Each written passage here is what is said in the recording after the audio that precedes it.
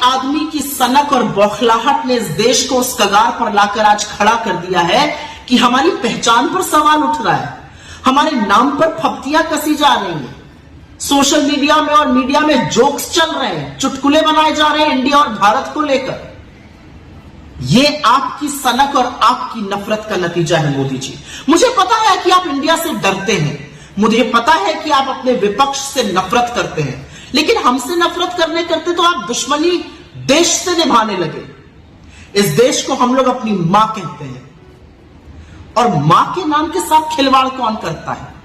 आपने तो वो दुष्कर्म भी करके दिखा दिया। इस देश में एक संविधान है और उस संविधान के आर्टिकल 1 ने हमें पहचान दी है भारत की, हमें पहचान दी है इंडिया की।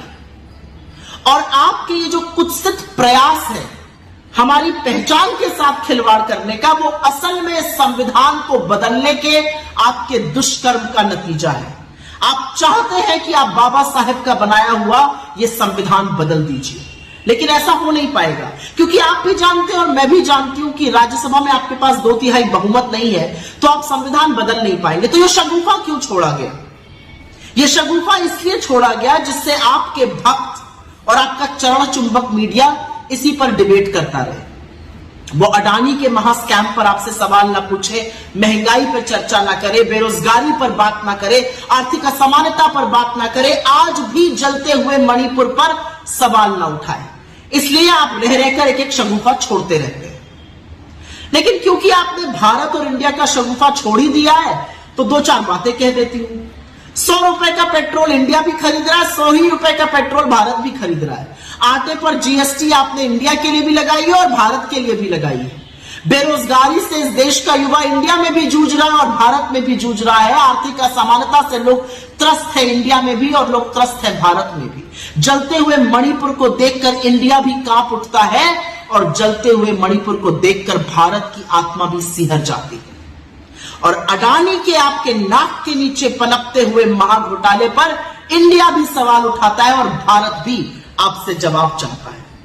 तो सबसे पहले तो विभाजन की, नफरत की इस राजनीति से निकलिए, अपनी सनक, अपनी बौखलाहट छोड़िए और कृपया करके यह हाथ जोड़कर करबद्ध निवेदन है आपसे, इस देश को अपनी बनाई हुई महंगाई से, अपनी बनाई हुई बेरोजगारी से, अपनी लगाई हुई नफरत की आग से, अपनी बनाई हुई आर्थिक असमानता से, अपने बनाए हुए अडानी के महाघोटाले से बख्श दीजिए इंडिया और भारत दोनों को। और आप किससे मुकाबला करने चले हैं? आप इंडिया बनाम भारत करिएगा। अरे हम वो लोग हैं जहां पर हमारे नेता ने 4000 किलोमीटर इस देश के पैदल नाप दिए कन्याकुमारी से कश्मीर, जिससे कि भारत जुड़ा रहे। भारत जोड़ो यात्रा आपको जवाब है आपकी नफरत और आपकी कुत्सित राजनीति का।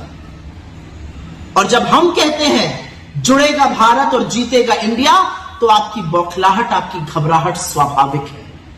भारत माता भी हमारी है, इंडिया भी हमारा है, क्योंकि आप लोगों ने और आपके पूर्वजों ने तो ना इंडियन इंडिपेंडेंस की वॉर लड़ी और ना भारत की स्वाधीनता संग्राम में धेले का योगदान किया।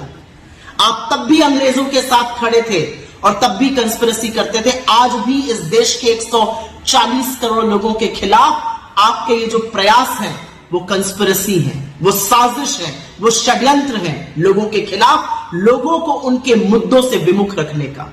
जाते जाते एक ही बात कहूंगी मोदी जी, जिसके दिल में अपने देश के लिए प्यार है, जिसका दिल इस देश के लिए धड़कता है, उसको आप किसी भी नाम से बुलाइए, उसका दिल, उसका जमीर हिंदुस्तान के लिए है, इंडिया के लिए है, भारत के लिए है। और ये असलियत ना आप समझ सकते हैं ना आप बदल सकते हैं, क्योंकि आप एक घबराए, बौखलाए, डरे हुए और सन की तानाशाह से ज्यादा अब कुछ नहीं रह गए। सुना मोदी जी को अब इंडिया नाम से प्रॉब्लम हो गई और नाम बदल रहे हैं, भारत कर रहे हैं। अरे पूरा विश्वास रहा है मोदी जी आप पर। वैसे मनोरंजन अच्छी चीज है, करते रहना चाहिए, होते रहना चाहिए, लेकिन G20 के वक्त मनोरंजन का जिम्मा खुद मोदी जी ने ले लिया अपने ऊपर, ये अच्छा नहीं लगा। इतनी घबराहट, इतना खौफ, अच्छा लग रहा है ये डर आपका हमें। वैसे मोदी जी, हम लोग ना इंडिया वाले नाक से सांस लेते हैं, मुंह से खाना खाते हैं, अब आप क्या करोगे? बदल दोगे ये भी?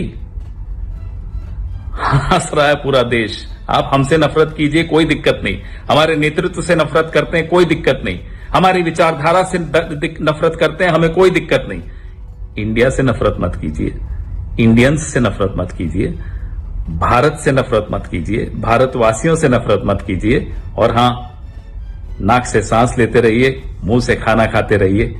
जय हिंद, जय भारत, जय इंडिया।